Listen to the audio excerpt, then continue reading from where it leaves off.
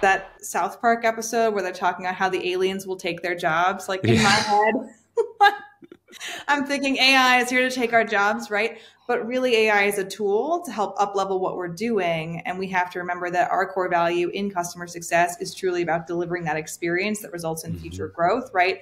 And so how can we do that in a way that's maximally efficient and that makes our lives better? And once again, welcome to the Digital Customer Success Podcast with me, Alex Turkovich. So glad you could join us here today and every week as I seek out and interview leaders and practitioners who are innovating and building great scaled CS programs. My goal is to share what I've learned and to bring you along with me for the ride so that you get the insights that you need to build and evolve your own digital CS program. If you'd like more info, want to get in touch, or sign up for the latest updates, go to digitalcustomersuccess.com. For now, let's get started.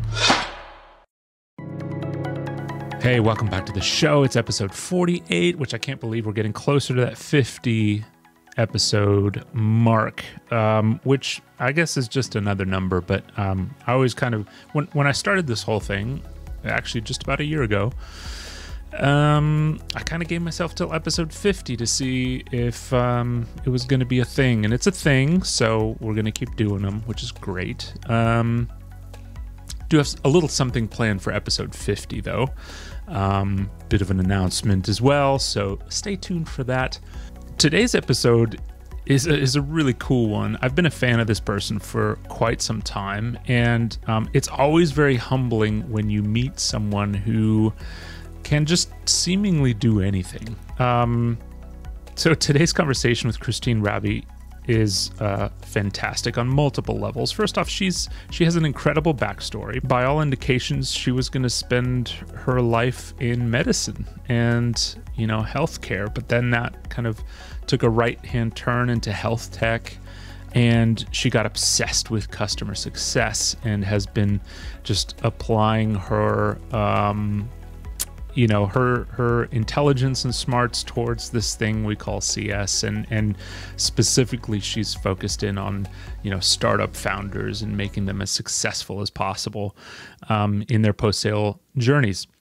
So it's a lovely conversation with Christine. She brings up a ton of really, really helpful things. We talk about kind of the state of the startup economics and how that has an impact on CS. We spend a fair amount of time talking about things unrelated to CS, but then also like AI tools and where leaders' focus should be. Owning revenue, not owning revenue. We get into that a little bit, and she's also. If you're not following her on TikTok, you should go follow her on TikTok for my fellow TikTok addicts out there, because the advice that she offers, and she's really career-oriented there, has a ton of great advice and does a lot to empower women in the workplace. I could go on and on and on, but I'll let her speak for herself in this conversation with Christine Raby, which I enjoyed, and I certainly hope you do too. One of the funniest comments that I got from one of my guests not long ago, I forget who it was actually. They were like, "You're like the NPR of like CS podcasts," and then he elaborated and he was like, "I meant it in kind of like the Sweaty Balls SNL NPR way, not necessarily that you're a brilliant journalist." I was like, "Thanks." Wow. What a non sequitur that was. I was not expecting that to go there. No. I wasn't really, yeah. So that was interesting. But I don't know. Welcome to the NPR of CS podcasts, I guess. Thank you. It's really nice to have you. And I've been a big fan of kind of watching all of your amazing content in various places. And I am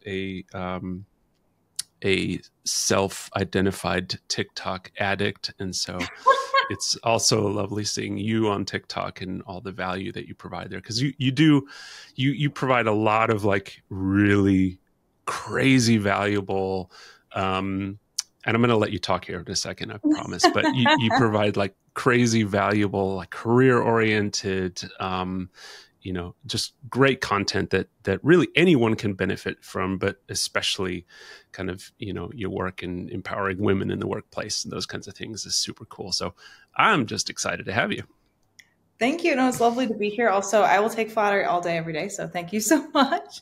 And likewise, I've really appreciated your digital approach to client success. I do feel like today customer success is undergoing a similar evolution that marketing did, let's say 10, 14 years ago, where it went from being very about the vision, the dream, to now effectively, if you're a digital marketer, you're like a physicist chasing AI models, right?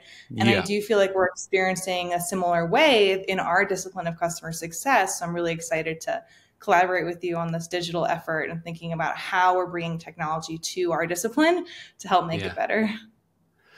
Totally. I mean, it's like, I feel like a lot of ways we are emerging out of the dark ages where we've been to the place where we've just thrown money and people at this thing called customer success, and that is no longer a thing. And so now we're like putting our big people pants on and trying to figure out how, marketing has done email marketing for decades, and how, product has done in product for a long time, and putting it all under one house. So I think you're right. It is a very exciting time to kind of be in CS and talk about these things. But in some ways, it also kind of feels like, hey, we're finally like growing up a little bit. Well, I really like it though, because it's such an apprenticeship discipline that today I can come to a founder and I can say, here are the metrics you have to be thinking about as they relate to the overall health of your customer success org. And if you're going to invest, I don't know, $1 million, $5 million a year, depending on the size and scale of the company in your post-sale operations, you better darn well be looking at your net retention. If it's 120 or above, that's top of market. If you're not in an industry that has a CAGR of above 10%, should you really be investing in this area? I don't know. And engaging in more of the kind of disciplined numeric conversations with founders, whereas a few years ago, typically conversations are more along the line of how do you want your customers to feel, right? Which I appreciate, of course. Sure. A little bit of an art and a science, but for me, I'm really liking having clear benchmarks and metrics to be able to say, hey, here is what a strong performing team looks like. And here's how you can differentiate between the levels of people on your team. And then you can tie that to compensation, because when you align individual contributor compensation to the company's goals, everyone wins typically, right? It's just a beautiful kind of synergy. And I'm like, restaurants understood this a long time ago in the States, right? You make a lot of money in a restaurant if you're like upselling, and so does the restaurant. It's this beautiful world. And I feel like we're bringing that kind of very practical blue collar benefit to a white collar environment in a good way. I love that perspective. And there's this raging debate right now whether CS should be, in revenue or not in revenue and all this kind of stuff. And I'm like, why are we even talking about this? Like, of course you want to be in the numbers, and of course you want to be part of the equation, because that's part of your relevance as an organization, right? What's funny is I grew up in sales, and I did, fun fact, once tell a chief revenue officer that sales is not a real job, because he tried to hire me. My title was Director of Business Development, right? I'm at a startup. It's called Noom. So today it's quite a large business, but I joined them just post Series A, right? They hire in a revenue leader, and he identifies the fact that I have brought on the first 4 enterprise accounts for this startup, but I got my start in hospitals, right? So I knew very little about business. What I learned on the ground. And he said, wonderful, here's your new title. You're going to be director of sales. You're going to be helping us grow the business. And I looked at him square in the eyes. I'm not lying to you, Alex. And I was like, that's not a real job. Okay, salespeople only get paid on commission. And I do real work, and I expect a real salary. God bless this man. He did not fire me on the spot. He educated me about what growth meant and how to drive value in an enterprise context. And luckily for me, very luckily, he and the rest of that team really brought me under their wing and taught me that really it's about solving problems, and that that's how we grow a business. But what I found was that although I liked the hunter sales aspect, I really love getting to know the customer and then doing that kind of mental math of realizing, all right, especially in healthcare, it's such a regulated, complex industry, You Yeah. have these 10 systems that we have to integrate with, and you have these 3 other vendor partners and these 10 budget line items. And how can I make this work so that you love us and we keep growing over time? And also we're happy because we don't have to be a custom dev shop. And I love that interplay of that complexity. So that's how I ended up in client success. But having grown Yeah. up in sales, to your point, when someone says, oh, well, should CS live in sales or not? That's exactly my same reaction. I'm like, that's the wrong question, right? Like, we're Yeah. all on the same team. We're all driving value for our customers. So I don't think it really matters if it lives in ops or in sales. At the end of the day, it's about delivering a great client experience and using that experience as leverage to grow the account. Mm-hmm. Yeah, absolutely. Absolutely. And not only grow the account, but grow the accounts, you know? Yeah, grow the Yes. business. Because I mean, there's so much of those customer experiences that you kind of collect along the route that are just crazy relevant in other customers. And so many of us kind of fail to collect those and fail to utilize those in a pre-sales motion or in renewals motions and all that kind of stuff, which is just crazy to me because it's like nuggets of gold sitting on the ground that we're not picking up. For sure. You know, the other day I was reading an article in HBS that was talking about how the hyper-personalization of sales is now de rigueur in Mm. enterprise. So if you think about a direct-to-consumer brand, they get very niche about their market and they think, okay, we're going to sell to 52-year-old women who own poodles and who live in condos in Florida named Susan. And they Right. tailor a whole campaign just for Susan, right? Yeah. And this has been the motion now for several years. But today we're seeing an increase of that on the enterprise side. And to your point, what I see, at least in my industry, which is healthcare technology, is that it may seem like this massive industry, right? You'll hear people say, oh, the US healthcare industry is worth $3 trillion annually, which is, I mean, something like 50% Insane. of the global healthcare market cap is just the US, which is why every international Yeah. company wants to play in the States, of course, which is like a story of misaligned incentives and a bit of a mess. This is huge opportunity, but it's such a small industry, right? Yeah. And so if you Yeah. don't really deliver for your one customer, you're not going to expand. And every time that I have seen a healthcare technology startup succeed and truly 3 to 10x year over year, it's because they did exactly what you said. They found those nuggets of gold, right? And they Yeah. went to this one customer in this one orthopedic shop in the Southeast. And they said, hey, who are your friends? You know, turns out they've already been talking to their friends about this startup. They go to a regional conference. They don't get a booth. They just roam the halls, have meetings with these people. That one account turns to 5, the 5 turn to 10, the 10 turn to 15, et cetera. And it's all because you did a really good job with one customer, particularly in these highly regulated industries where the barrier to entry is so Yeah. intense. Because once you're in, you're in. But if Yeah. you muck it Right. up, Yeah. everybody's going to know. It's that, yeah, right. It's so interesting. It's you know, that like hyper grassroots type scenario where you know, you look at the healthcare industry and you don't think grassroots, You but don't. it's interesting that it is kind of, you know, that way. And you're right. I mean, you know, word of mouth is a big aspect of I would say, you know, not just in healthcare but in general. Like, if you know, whatever SaaS solution you provide to whatever cottage industry. I talked to somebody recently that is building a SaaS platform for the pool service industry, and I'm like, yes, of course you're doing that, because there's lots of pools out there and there's lots of people servicing pools.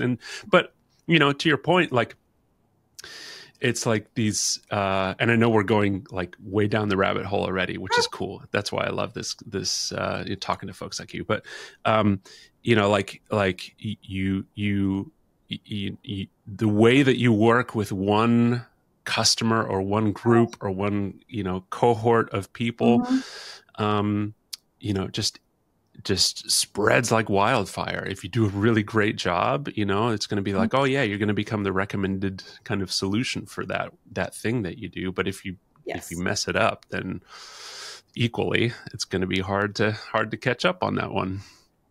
Well, if you look at any kind of market distribution, I always think about ice cream. I'm sure you've seen this chart where vanilla ice cream has 60% of the market, chocolate has 20%, strawberry, and then it's a long leading tail.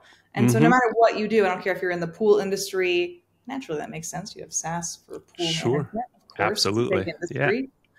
Or if you're in something like fintech, Hmm. Ultimately, whatever your space is, people are going to want to look at the top 1 to 3, and they're going to invite you to the request for proposal process or the request for Yeah. information. They're going to look to you as a market leader. So how do you get to those top 3? Personally, in my opinion, the way that I've done it is by delivering an amazing experience and doing things that aren't scalable at first, and then kind of building out the system as you go. Yeah. So, Yeah. for Yeah. Yeah. Yeah. example, at our Terra, which is formerly known as Well Health, we get a customer named Memorial Care, and they are in the Hmm. Orange County area. It's a pretty large health system. They've got about 4 hospitals there, Early customer of ours that we got through an investor relationship at Cedars-Sinai, right? Came out of a Cedars-Sinai accelerator. So Memorial Care, we sent a whole team on site. This company was based just north of Los Angeles. So I think there were Wow. 6 people there for go live. I mean, we just kept hammering them with a very strong on-site presence. Well, Yeah. fast forward a year, and their executive over innovation gave me a ring and said, hey, the UC systems, which I think there were 8 now, but at the time there were 7, all of the major UC schools, UCSF, UCSD, Hmm. UCSB, all of them have a big hospital. They're looking for an RFP for the thing that you do in patient communications. And we recommended that they choose you because Memorial Care is affiliated, of course, with Sure. 3 of the UC health systems, and all the doctors work there too. And so we got kind of first dibs to come to the table. And of course, we had to compete, Yeah. but we won in part because the sales team was strong and the product was wonderful, but in part because we really went above and beyond in a way that was completely unscalable for Yeah. that one customer who we knew could be the linchpin in that area. And Hmm. this is a story I've seen play out so many times, which is why one easy way to make my blood boil is for a technical leader to say, yes, but our current customers aren't the ones who are going to get us our future customers. And so should we really weight our current customers' needs equally with our prospective customers? And Ew. look, if you're pivoting industries, if you're going from health systems to payers, or you're saying we're going to completely change who we are as a Sure. company, that makes Yeah. perfect sense. But in this instance, that was not the case. And it was a really fast way for steam to start coming out of my ears, right? To think, well, of Right. course, they are the key to our new customers. That's what this whole thing is about. Like, Yeah, it's like it's ignoring the expand part of land and expand, you land and you fall over. You land and then Yeah, you're just out of you frame, land right? You're and not then you just go have some tea or something. a very wholesome Wow. voice. Yeah, well, it's a wholesome household. Not really. I just, coming off of I have been a this has nothing to do with our topic. I have been a severe coffee addict for probably Ooh, the better part of my life. Like, ooh, we're okay. talking 30 years of severe coffee drinking habit so far. Espresso? Is it just black Yes. coffee? Is it like the Yes. frappuccino situation? Just all of the above? Like, what are you doing? It's all of the above. Like, Wow. I'm a fan of black coffee. I'm a fan of Mhm, mhm. espresso. Maybe a little bit of milk in there. I'm not a Okay. big sweet coffee person. But sorry, my printer is all of a sudden printing. Thought you were getting a fax for a moment. I thought Yeah, totally. My fax machine's going 1989 is off. calling. It wants its fax machine back. I have a new gain site integration into my fax machine that tells me whenever a Ooh, customer goes into a red health score. Just kidding. good way to keep No, yourself up at night, right? That thing's yeah, going while you're sleeping. That's not a it's good cranking them out, situation. cranking them out. But my point is, like, I've been a very recent convert to tea, Ooh, and okay. my eyes have been opened to the world of tea and just the massive amount of variety there is and how horrible coffee actually tastes. So I've been lied to the last 30 years. Well, Anyway, I don't know. post podcast, you got to give me your top tea recommendations because I feel like there's a certain stage in everyone's human evolution where they realize that tea is in fact delicious. And I Yeah. realize that this is a thing I should know, but every time I think about getting into that world, I just feel a little intimidated, right? Like, well, what is an oolong? relative to a blue tea or a white tea? How do I know I'm choosing the right one? Which one's Right. shade grown versus organic? That just feels like there's a lot of info out there. Yeah. And having worked for Starbucks in college, I feel like I already know a lot about coffee and like I can navigate that landscape quite effectively. So Sure. to give me your top tea hacks after this. I'm into it. I don't think I have them yet, but I am looking forward to going. So my dad lives in Vienna, and there's right around the corner from his place, there's this tea shop, and you walk into this place, and it's like walking into something off of a Harry Potter set, where it's like wood paneling everywhere. You've got jars like all over the place, and they're like blending tea for you right there with loose leaf. That's like that. So I'm looking forward to nerding out on that, because that's always a place that I ignored. I was like, tea, whatever. That sounds wonderful. I should start a tea podcast. Okay, so while we're kind of off the topic a little bit, I do want to get just a quick, like, who are you, the person? Kind of CS origin story. Like, where did you come from? Like, what got you into like health tech specifically and healthcare, and what is it about you that really identifies with that industry? I got my start in healthcare by virtue of first being a professional equestrian. My first job in high school was buying and selling racehorses. I grew up riding horses. And after years of blunt force trauma of being thrown from every horse imaginable into everything from a saguaro cactus to a metal fence, my body kind of gave out. Yeah. And I couldn't pursue that avenue anymore. And luckily for me, the women at the very fancy stables that I worked at in Scottsdale, Arizona, sat me down and they said, "Hey, what are your grades like?" And I was like, "They're excellent." And they're like, "Oh, okay. What are your test scores like?" And I said, "Well, I think they're good." And they looked at the numbers and they said, "We're going to get you a scholarship." And so they helped me understand that the kind of undergraduate work that I had done in the equestrian arena could be translated to a state university. So I ended up getting a full ride at Arizona State. But because I studied equine science, I already had all of these biology classes, physics classes, et cetera, which naturally translated well into a health sciences degree. So that's what I studied. And I thought, I'm going to go to med school. Seems like a good option for me. That's what people do when they want to build a career. They go to law school or med school. Those are the two options, right? Because I grew up very blue collar. And through the way of applying to medical school, I ended up working at Mount Sinai at a hospital in New York City. And I piloted this program called the National Diabetes Prevention Program, which at the time was only being delivered in person. We're talking at a YMCA. And it's basically a program that reduces your chances of developing type 2 diabetes by 60% for 10 years, which is way more effective than metformin, which is great. Yeah. And I won a grant for about $3 million to scale it over several years. And so I went looking for a company to build a mobile app for this thing, because I thought, every patient I talk to says they don't have time for this, but everyone also has a smartphone. So how can we get this thing into a smartphone, right? That was my goal. And I ended up meeting the SVP of strategy at Noom, which at the time was doing consumer weight loss and still is primarily known for that. And he was actually looking to get into the pre-chronic, chronic condition management space and to enter into the enterprise healthcare arena. So I ended up getting into medical school, didn't go, joined Noom full-time instead, and first started off more on that business development side of things, but then quickly landed in the client success arena and realized that was really the area that I love to thrive in, because I love getting to know someone very well and getting to that level of depth where there's a lot of complexity with the account, and then using that to naturally grow over time. So that's how I ended up in client success in a roundabout way. Started studying health, found my way into startups, and then figured out that I love working with people to solve their problems, and customer success is truly, I think, the discipline that allows me to do that the best.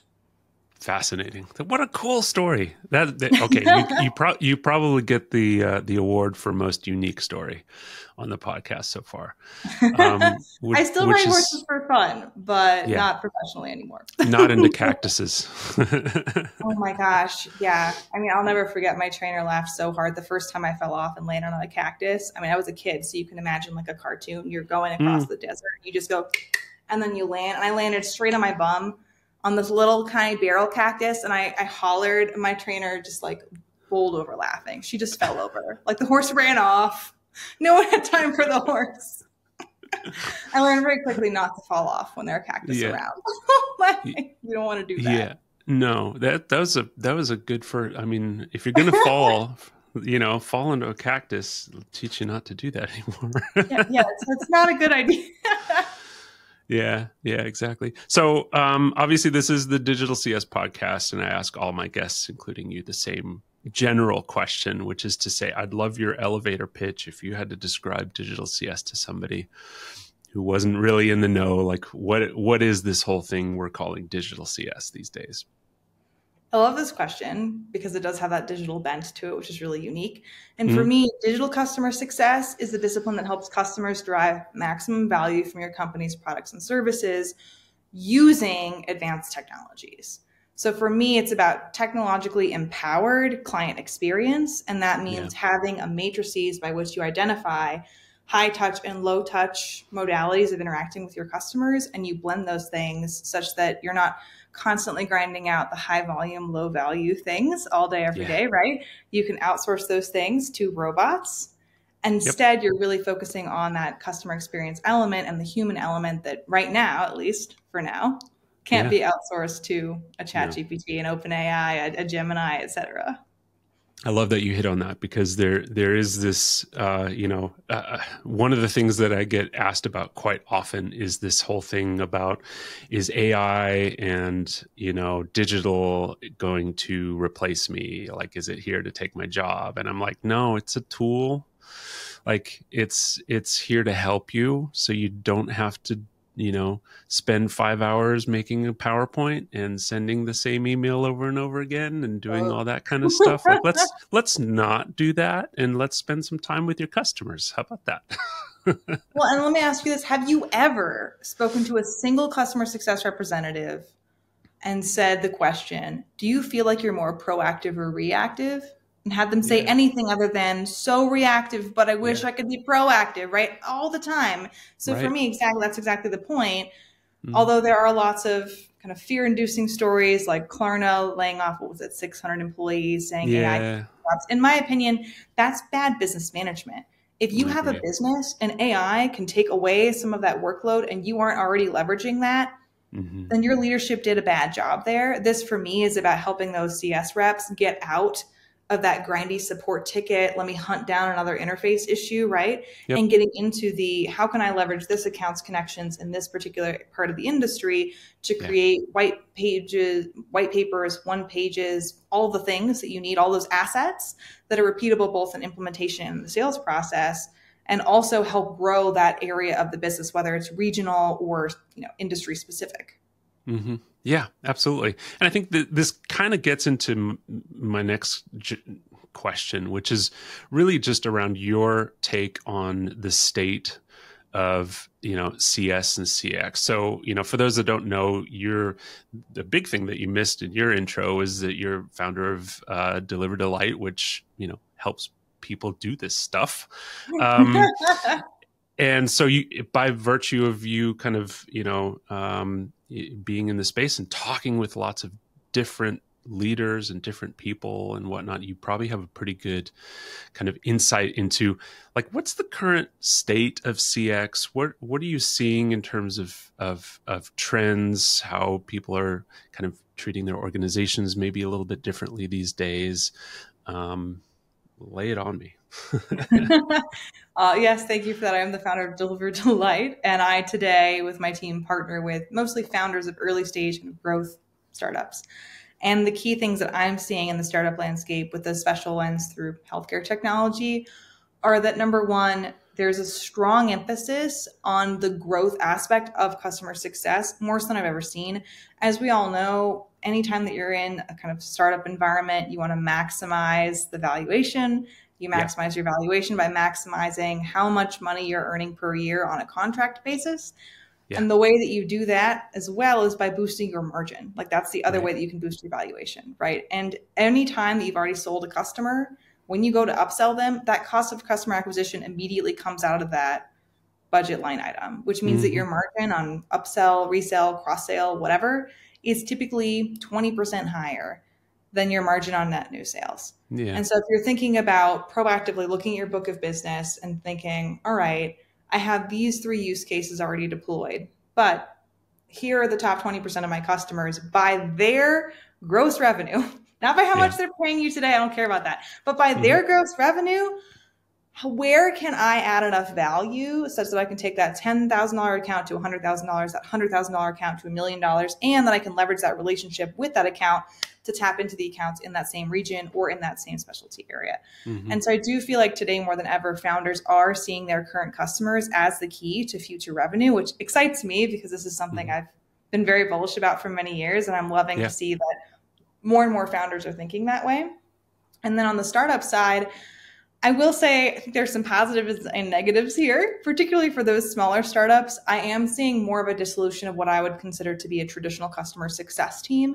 And what I mean by that is instead of coming and hiring a VP of customer success and then staffing a huge support team, I'm seeing more and more startups say, well, we only have 30 or 50 people. So how can we think about the support function as a holistic discipline and everyone wears the client success hat instead of hiring specifically for customer success? So the pros there naturally are that means that your customer is truly at the heart of everything you do. Because if you have an engineer doing solutions engineering, then when they're writing code, they're thinking about your customer, right? If you have a seller who also is responsible for the renewal, they care about the experience, which is great.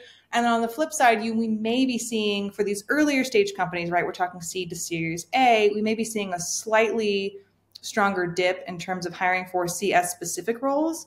But I do think that there's still more opportunity for them on the solutions engineering side or the implementation side or the kind of solutions architect arena, which would be customer success by different names. So there's still a lot of growth there, but kind of a dissolution of what would be considered a traditional customer success org, which is kind of nice because sometimes if you have that organization, right, it can be a dumping ground for any perceived customer issue.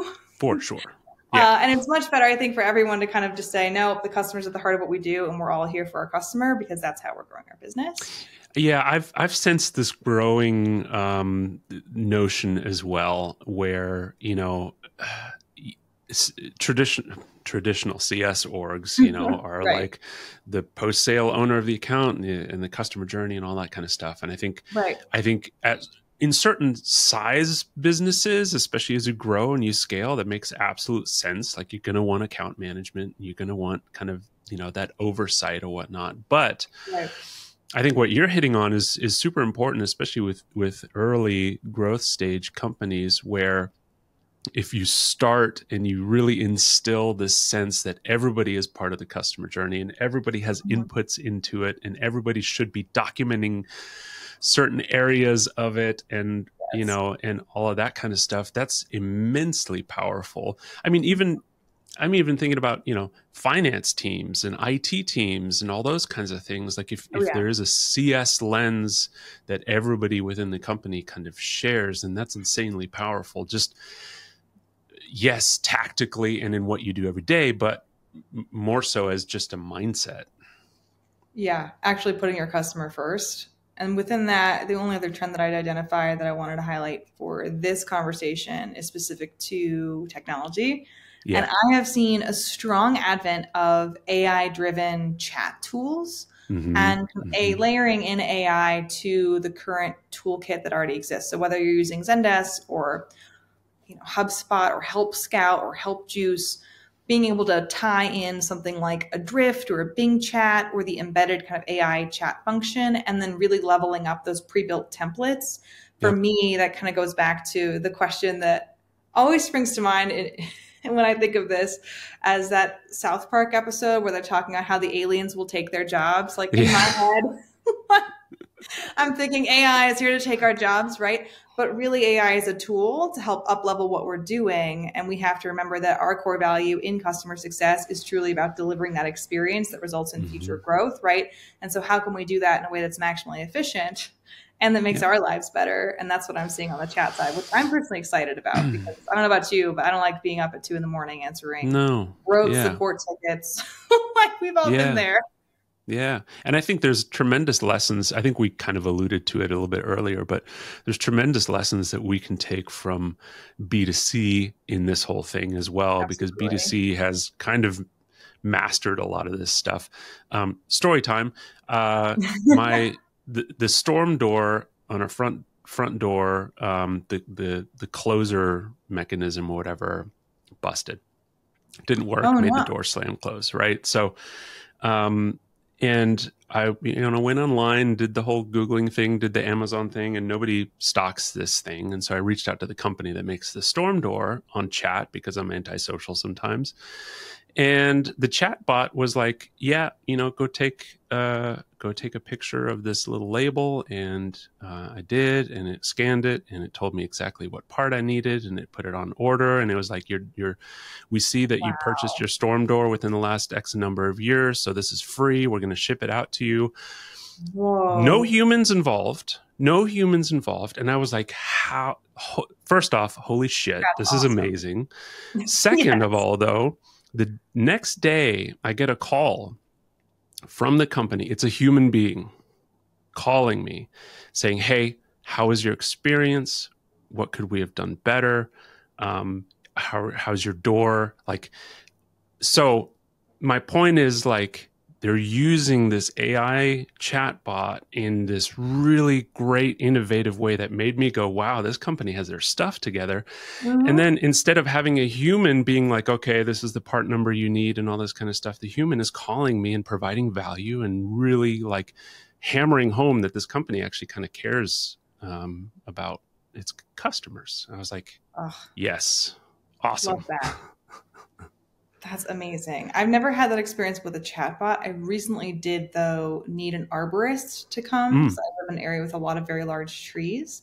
And this 100-year-old oak tree in my front yard had a couple of limbs that were looking a little bit suspect. So we thought, let's hmm. just take those down before, they take down the Yep. house.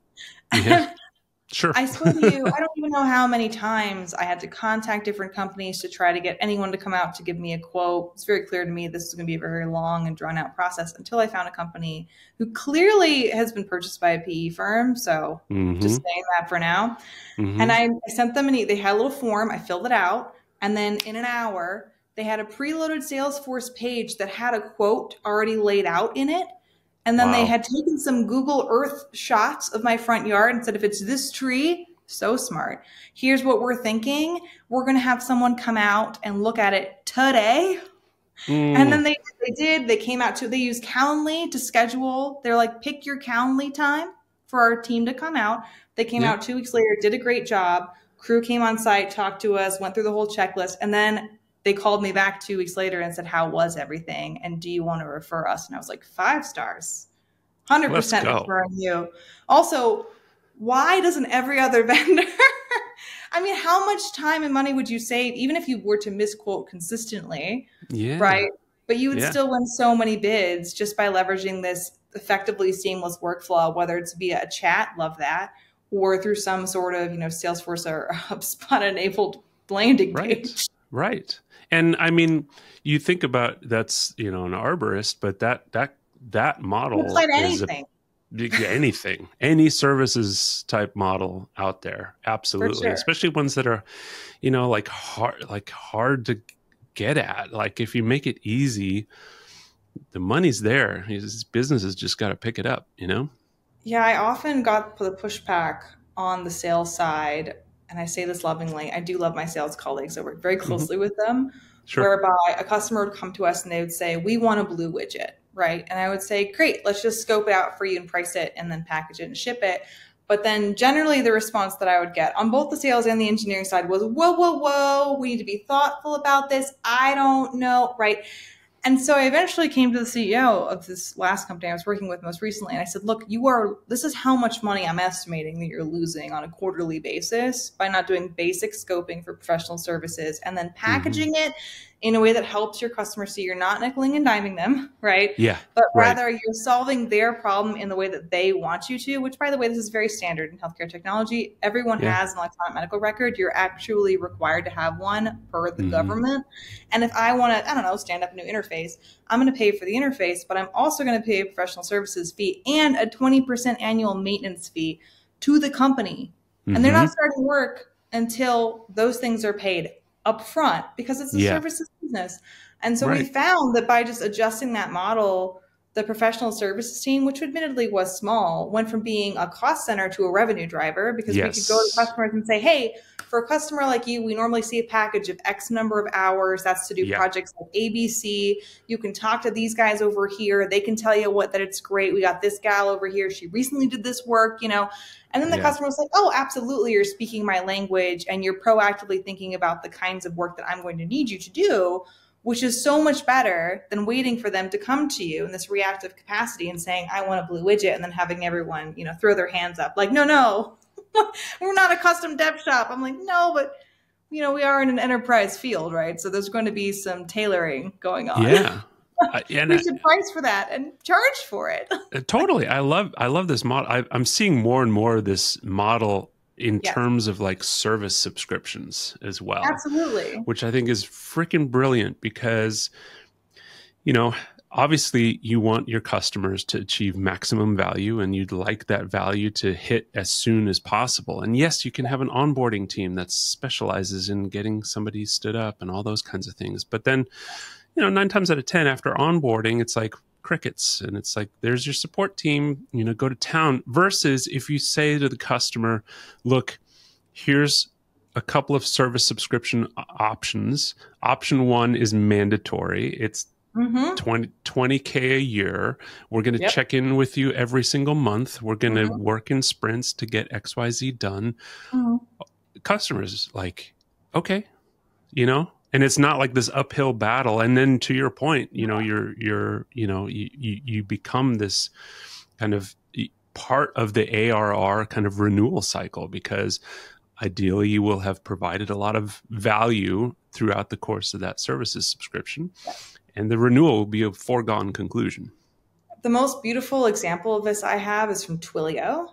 At the time, I was working for a company called Artera. It's in the patient communication space, and we were sending millions upon millions of patient messages a month. It was easily 10 million plus a month. So we were actually one of Twilio's larger customers at the time. Yeah. And we were negotiating this contract, and I'm working with this guy. I think his name is Randy. I really liked him. Based out of New Jersey. Really liked him. His name's Randy. What's not to like? You can imagine this human, right? He's like based out of Hoboken. This is the situation. Sure. So I'm talking to Randy, and I'm like, hey man, your support, I don't even have swear words strong enough to describe what a cesspit it is. All right. What an awful fire swamp of a support team you have. And he said, oh, well, hang on. Let me just look at the level of support you have today. And he said, oh, well, that's why you have a free support tier. Why would you have a free support tier? You're one of our larger customers. I actually recommend this enterprise grade thing, which is 8%. And customers like you use this, and you get a dedicated or designated technical account manager with a designated Slack thread, and you get a committed to our return time, where we have an SLA that we have to hit. And if we don't hit it, you get a discount. And I called the CEO, because we're in the middle of negotiating this really large multi-year, multi-million-dollar contract with them, whereby there's a referral element for us. It's like this complex deal. And I told the CEO, I was like, we need this thing. I don't care. I know it's going to be north. I know this is going to be north of $100,000 a year, but I've got to show you what it means for us and for our ability to deliver a good experience for our customers, because this is the pass-through entity. And if something goes wrong for us, we can't just say it's a black box of Twilio. We have to get to a greater level of granularity, and we have to have a higher level of fidelity, because that's what differentiates us from our competitors in the marketplace. I need this, and we got it, and everything changed. Everything was so much better. But Twilio had this beautiful, simply laid out packaging, right, that very clearly described what the levels were, how much each one cost. And that for me was absolutely worth it. Now, they could have lost out on money because we might not have renewed. We might have tried to build it ourselves, right? But instead, they gave us a better experience, and they just charged for it so that we were not experiencing a situation where they were trying to foot the bill for something, right? They were smart.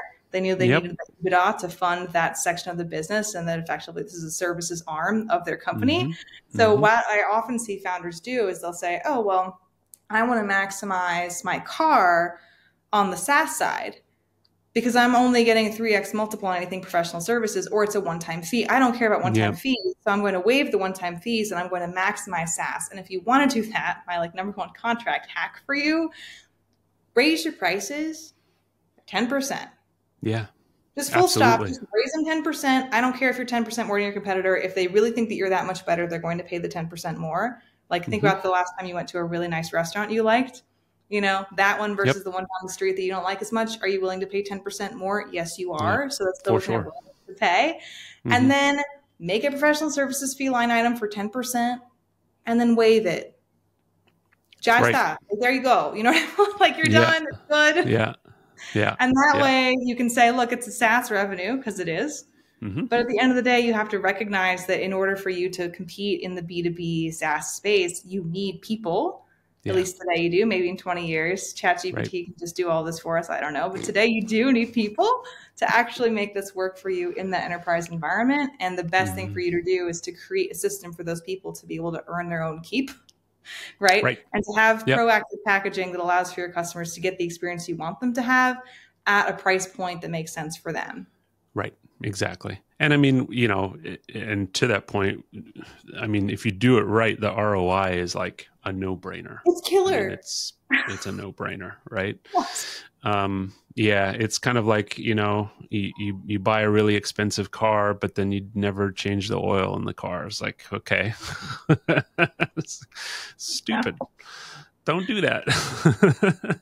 No. And the reality is, you know, you need to know also what the level of effort that your customer should experience on their side. So when I'm selling to a large health system, I will tell them, you need to hire someone to manage this software because I knew, at least most of the time, I know I'm selling against an incumbent, which means that there's already someone there who's already managing that element of the work.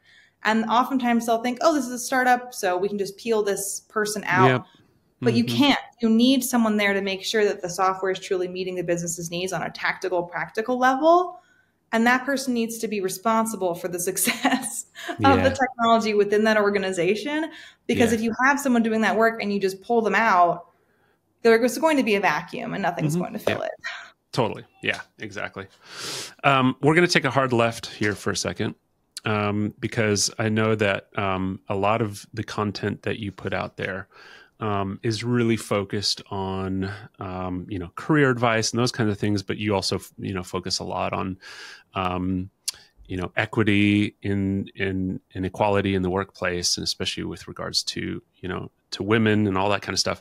But I wanted to, you know, give you a little bit of time just to talk through some of those things, because I think any time that we can speak about these things, no matter what the form, this is the Digital CS podcast. So why are we talking about this? But I think it's important to really highlight some of those things sometimes. So I'd love from you kind of your take on where we are today, but then also like, you know, what are the things that everyone should essentially be doing in order to help, you know, the solution towards the equity and inequality problems that we still have.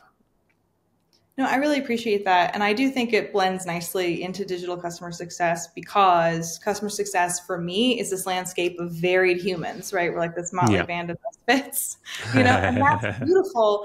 And one thing I will say is, if you want to encourage people who maybe have a non-traditional business background or who didn't study specific computer science, but who want to work in technology, customer success is a beautiful entry point into the world of technology, because really all you have to do is be likable, right? Everyone wants like a golden retriever customer success person. So if you've got the good attitude to start with, that's 80% of the battle, right?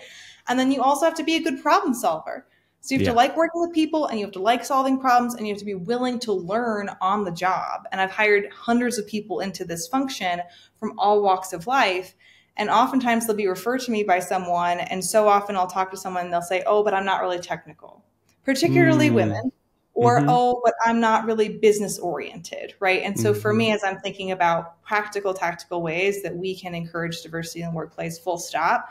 Number one, encourage people from non-traditional business backgrounds to think of themselves as having the capacity to be very successful in this kind of startup technical environment, right? To say, look, this is just skill acquisition. You made it through university, or you made it through community college, or you made it to where you are today, right? So you can learn this skill too, just being encouraging. I would also say having an open mind to hiring folks from different walks of life. Like I've gotten a lot of flack for hiring people who went to community college. I went to community college. I don't put that on my resume naturally, but I did. And Yeah, I personally find that oftentimes these folks are wonderful at what they do. They just didn't absolutely. have the same starting place that someone who maybe went to a 4-year school did, or they weren't Hmm. willing to take on a lot of debt, right, to fund their own education. Right. Which is also smart. Yeah, especially when you're talking entry level customer success role, right? Because it's a Yeah. good job, it's a great career trajectory, but it's a good entry point for you. So if you've got someone who maybe has a couple years of experience, right, but they also have that drive, they Yeah. can be phenomenally talented there, and just encouraging them to say, yeah, you can be technical here. And also, when you have them in the door, prioritizing doling out those high visibility projects and speaking about them in a positive way. You know, one Hmm. example that springs to mind for me is a woman who's a director today. She's got a team of 15 people. She's crushing it. But when I Yeah. first started working with her, the positioning for me was, we have this woman, let's call her Brianna. That's not her name. Sure. And Bree, she has an attitude problem. I think we're going to fire her. And I was like, whoa, whoa, whoa, whoa. What? Why? Uh, What is the attitude problem? You know, well, it turns out Brianna was a classically beautiful woman. If you imagine like a Barbie just yeah. walking up to you, one of the most beautiful women you've ever met face Hmm. to face, this is this woman. Okay. And she also is an extreme questioner. So when you meet Oh, her, you sure. expect her to present in this kind of stereotypical way of this being this Hmm. blonde ski bunny that she is, right? But she hits you hard. And she's like, what do you mean Yep. fire HL7? What's this interface? Why do you want to do this? And she has this really intense personality, which I love about her. Absolutely. Yeah. And I was like, I don't think she has an attitude problem at all. I just think that she's staffed in the wrong area of our business, right? Like, let me take her, you know, like, Yeah. let me work with Yeah. her. Like, if she's Yeah. willing to Yeah. work on Yeah. my team, I want to hire her.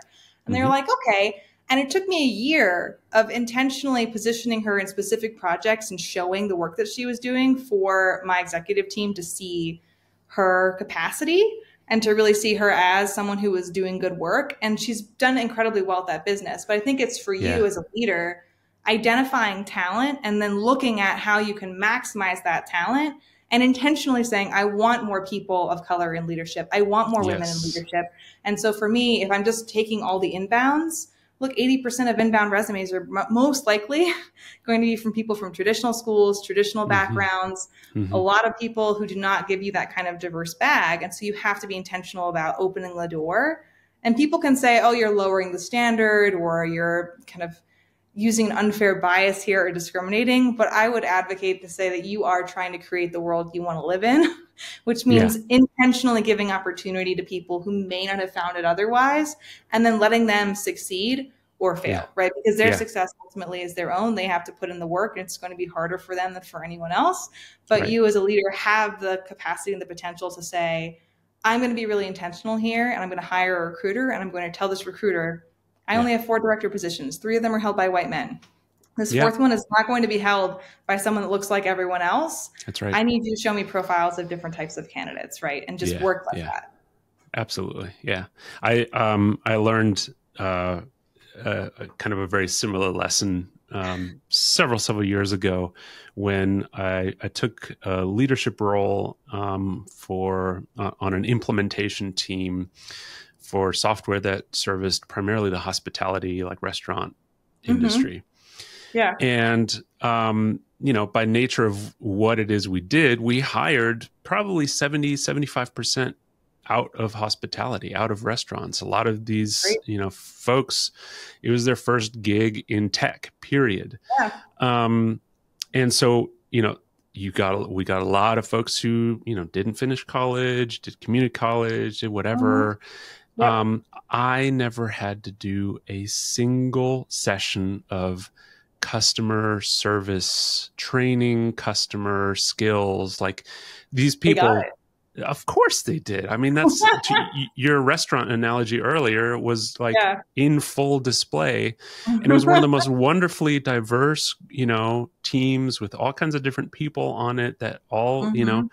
got along. They had this kinship and it was just like a beautiful thing. And so, similarly to you, the lesson I learned was, hey, look, I really I don't care where you went to school.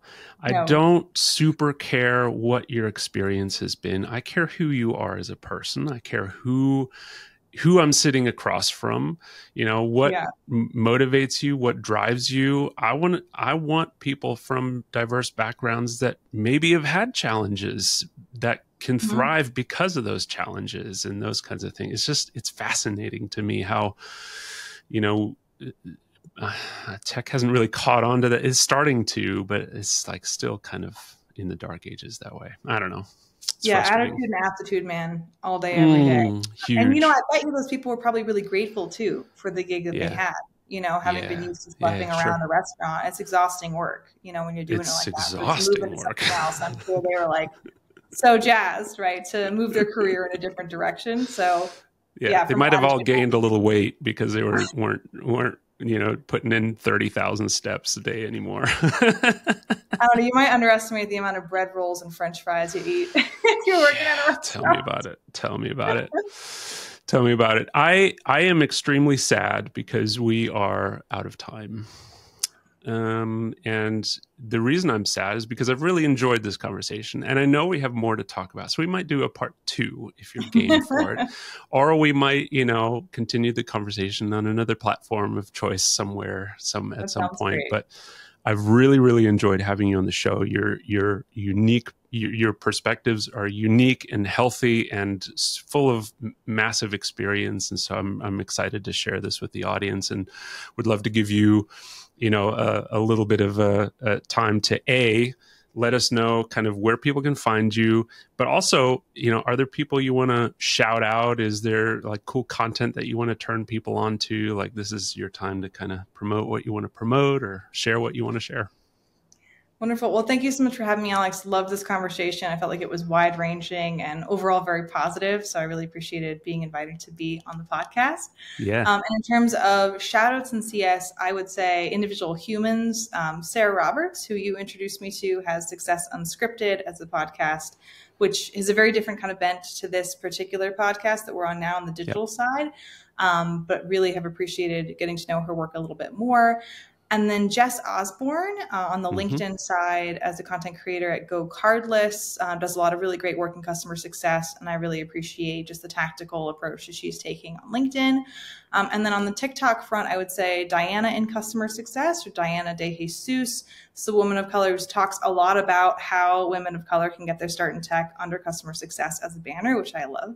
And Awesome. then finally, if folks are listening to this and they think, I want to really get into this arena, but I don't know where to start, there is a company called How to Break Into Tech, and it's by Charlotte Sage. She also has a lot of free content on TikTok, and she created a digital training program that you can do on your own for how to do data analytics.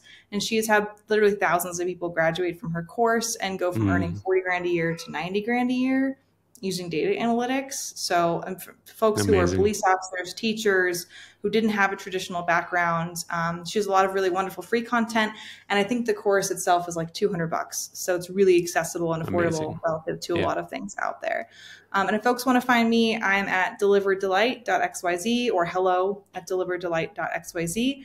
And I work with mostly VC companies on their portfolio management side, founders and CEOs of growth stage companies who are looking to use their current customer base as a primary lever to drive further growth. So if you have questions about that, you can reach me at Deliver Delight. Amazing. I love it. And I love the name too. It's so good. It puts a smile on your face, I still think about Dungeons and Dragons a little bit with a double D, but yeah, it's well, alliterative. I like a good alliteration. You got to love that. A little bit of whimsy in your day. Absolutely. Absolutely. I dig it. Cool. Well, thanks again for the time. Thanks for everything you do for the community. It's so great. Thanks so much, Alex. Have a great rest of your day, sir. Thank you for joining me for this episode of the Digital Customer Success Podcast. If you like what we're doing, consider leaving us a review on your podcast platform of choice. It really helps us to grow and to provide value to a broader audience. You can view the Digital Customer Success definition word map and get more details about the show at digitalcustomersuccess.com. My name is Alex Turkovich. Thanks again for joining, and we'll see you next time.